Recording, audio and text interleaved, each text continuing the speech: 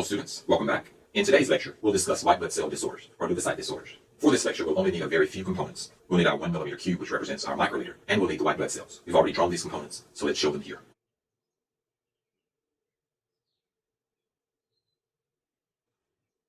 The 3 graduated microliter volumes will represent our 2 pathologies and our normal situation. Our graduations are 5,000 white blood cells per microliter and 10,000 blood cells per microliter. The center will show our normal situation. For the normal situation, the white blood cell count ranges from 5,000 to 10,000 white blood cells per microliter. Any value between 5,000 and 10,000 white blood cells per microliter represents a normal situation. Let's next look at an elevated white blood cell count. A cell count in excess of 10,000 per microliter represents a high white blood cell count. Let's move on to a low white blood cell count. A low white blood cell count is one that is less than 5,000 per microliter. This condition is known as leukopenia. Conversely, a high white blood cell count is known as leukocytosis. Let's review what we have so far. A normal white blood cell count ranges between 5,000 and 10,000 cells per microliter. A high white blood cell count is one that is in excess of 10,000 cells per microliter. This is known as leukocytosis.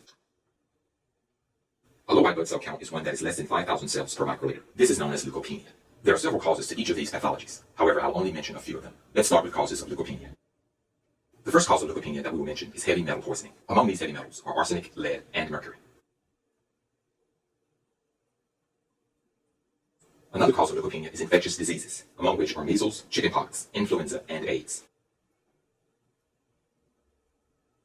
Let's next look at some of the causes that may contribute to leukocytosis. Causes of leukocytosis include bacterial infection, allergies, parasitic infection, and even cancer of the leukopoietic tissue. In previous lectures, we've looked at increases in specific white blood cells.